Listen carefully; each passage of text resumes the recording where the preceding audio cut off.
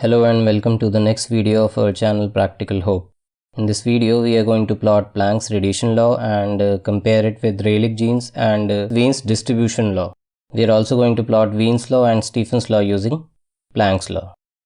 Every physical body spontaneously and continuously emits electromagnetic radiation. A body that absorbs all the radiation incident upon it irrespective of the frequency is called a black body. This is the typical spectrum of a black body. To explain the spectrum of a black body and considering the light emission as the classical phenomena, Rayleigh and Jeans proposed that the energy per unit volume in the frequency interval from nu to nu plus d nu is 8 pi kt nu square d nu by c cube, or in terms of wavelength 8 pi kt by lambda to the power 4 d lambda. This is Rayleigh-Jeans law. If we plot it, we get a curve like this. Matches with the observed curve for high wavelengths or low frequency, but for high frequencies it approaches plus infinity. This is a well-known phenomena in statistical mechanics called ultraviolet catastrophe. Wien used thermodynamics to show that energy density in the frequency interval from nu to nu plus d nu is given by this expression, or in terms of wavelength by this expression. This is Wien's distribution law. If we plot it, we get a curve something like this. This curve matches with the observed spectrum for low wavelengths or high frequencies, but for high values of wavelength or low frequencies, it deviates significantly from the observed spectrum.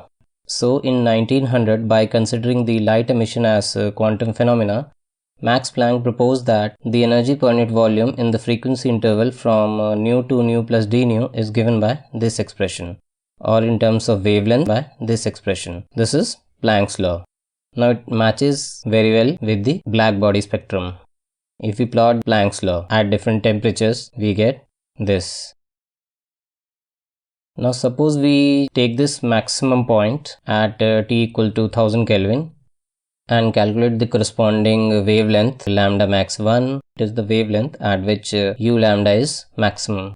Similarly, we can evaluate lambda max 2 for second curve and lambda max 3 for third curve, and so on. Now if we plot this lambda max with inverse of temperature, we get a straight line. It's a well-known law called Wien's law. Lambda max multiplied by temperature is constant B.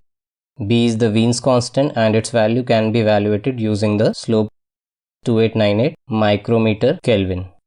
Next we calculate the total energy per unit volume by integrating u lambda d lambda from 0 to infinity. Evaluating this integral is equivalent to calculating the area under the curves. So effectively we have to calculate the area under different curves. Once we have the value of total energy per unit volume, we multiply it by c by 4. C is the speed of light. So we get capital E, energy emitted per unit area per second. Now if we plot this capital E with the fourth power of temperature, we get a straight line. This is also called Stephen's law. Energy emitted per unit area per second is proportional to fourth power of temperature. Stephen's constant sigma can be evaluated from the slope of this straight line, and its value is 5.67 into 10 raised to the power minus 8 watt per meter square Kelvin minus 4. Finally, how to calculate area under the curve. There are a lot of numerical techniques available, but we are going to use the simplest one, and that is trapezoidal rule. So we are having value of u1, u2, u3 up to un for different values of wavelength. Suppose these wavelength points are equidistant. Let h is equal to lambda 2 minus lambda 1. By trapezoidal rule, the area under the curve or the value of the integral is given by this expression. Now in the present case, because of this shape of the curve, we have u1 approximately equal to 0 and un also approximately equal to 0. So the above expression can be modified and written like this. So area under the curve or capital U is h multiplied by sum of all the values of u. So ultimately we are going to plot Planck's law, then compare it with Rayleigh-Jeans law and Wien's distribution law. Then from Planck's radiation curves we are going to evaluate and plot this Wien's law and Stephen's law. and calculate the value of Wien's constant and Stephen's constant. Let's move on to the programming part now.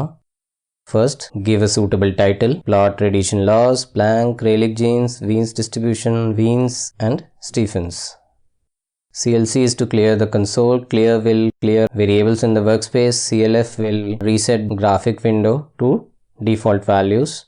First, define the value of Planck's constant h, then Boltzmann constant, then speed of light c, 3 into 10 raised to the power 8.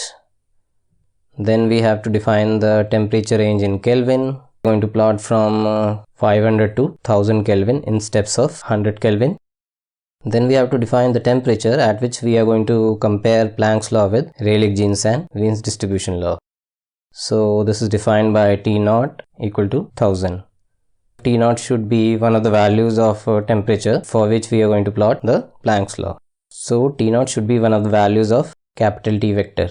Next we have to define the range of wavelength. We are going to take from 0.1 to 30 micrometer with step size of 0.005. Next we are multiplying it by 10 raised to the power minus 6 to change the wavelength in meter. Set a constant A equal to 8 pi hc. Now first we have to define a for loop that will run from 1 to length of temperature T.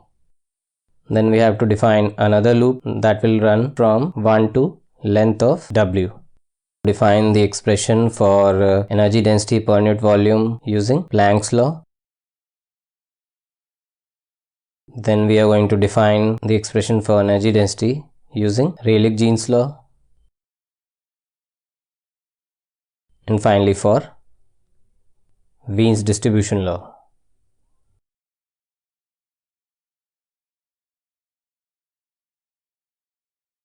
Next, to compare the Planck's law with Rayleigh jeans and Wien's distribution law at a particular temperature, save the index of the temperature vector capital T whenever its value is equal to T0.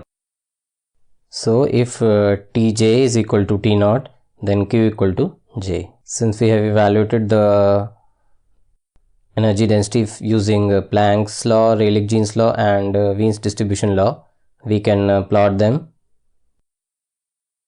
First let's plot Planck's law. So subplot 2, 2, 1. It will divide the graphical window into a grid of 2 rows and 2 columns, and this one represents the position of the corresponding plot. So next plot wavelength with energy density for Planck, line width 5. Set the appropriate legend so that we get all the values of the temperature. Here we are going to set the labels in a different fashion. We are going to set it so that at the graphical window, instead of this wavelength as text, we should get the symbol of the wavelength. It can be done by putting this dollar sign, and then there is another dollar sign. We are going to write between these two dollar sign. So reverse slash lambda bracket reverse slash mu space meter. So you can see at the graphical output we'll get lambda bracket micrometer. Similarly, we can set y label dollar u bracket reverse slash lambda bracket dollar. So we can see at the output it will appear as u lambda. Then write the suitable title, Planck's radiation law with font size 6. Now we can compare the plot of Planck's law with Rayleigh jeans and Wien's distribution law at a particular temperature T0. Subplot 2, 2, 2. So this will be the second plot on the graphical window. Plot WU prime, UP, UR and UW. The values of the energy density at fixed temperature T0 equal to 1000 Kelvin. Set appropriate legend, Planck's law, Rayleigh jeans law, Wien's distribution law. Write title so that we get the value of the temperature at which we are going to compare the three distribution laws. Now we can copy X label and Y label from above since they are same. Now run the program.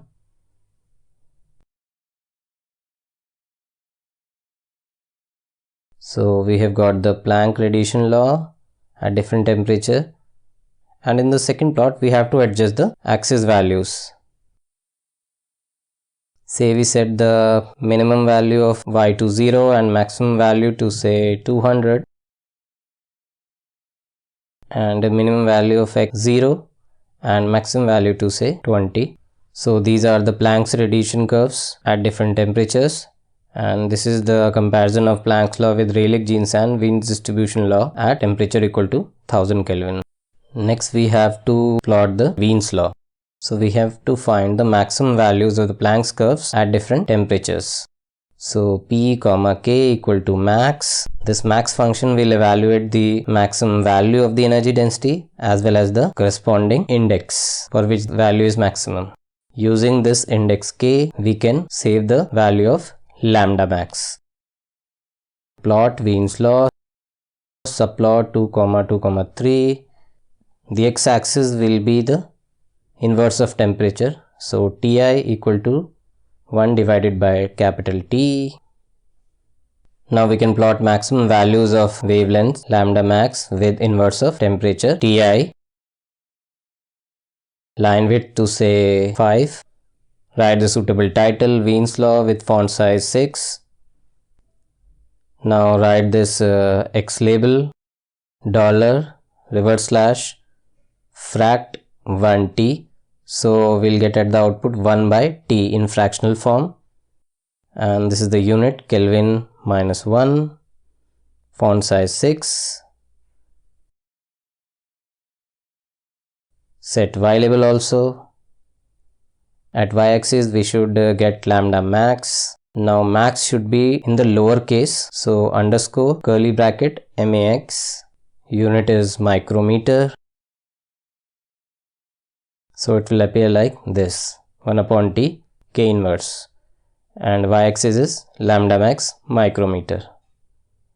Now we also need to evaluate the value of the Wien's constant. So we are going to calculate the slope of the straight line. We have to use this function reglin t1 comma w max prime. So this first variable b will give the slope.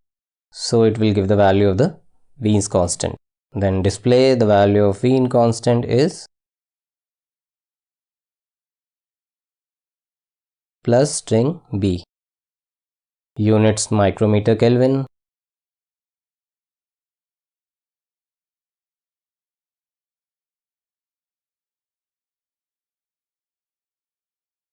Adjust the axis values using replot function. Let's run the program. So we have plotted the Wien's law also.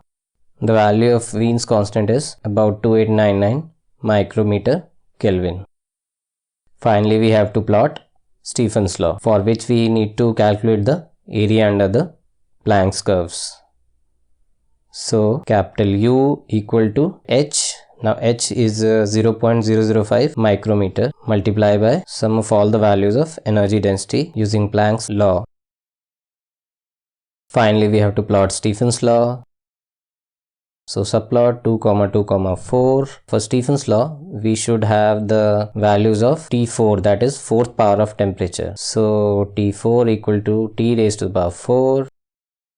We have to calculate the energy emitted per unit area per second. For that we have to multiply area under the curve with C by 4 as discussed earlier. We can plot capital E with 4th power of temperature. Line width say 6. Give suitable title, Stephen's law, font size 6. Set X label.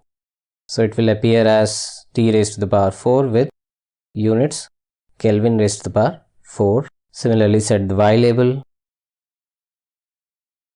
We also have to calculate the slope sigma comma d equal to reglin bracket T4 comma E prime. Sigma will be the slope, so it will give the value of Stephen's constant. Units watt per meter square, Kelvin minus 4. These are the instructions for plotting the Stephen's law and calculate the value of Stephen's constant. Let's run the program again. We can increase the font size of the legends. So these are the final curves. The evaluated value of Stephen's constant is 5.63 into 10 raised to the power minus 8 watt per meter square, Kelvin minus 4, and it is very close to the actual value. If you like this video, share it with your friends and don't forget to subscribe our channel if you haven't done it yet.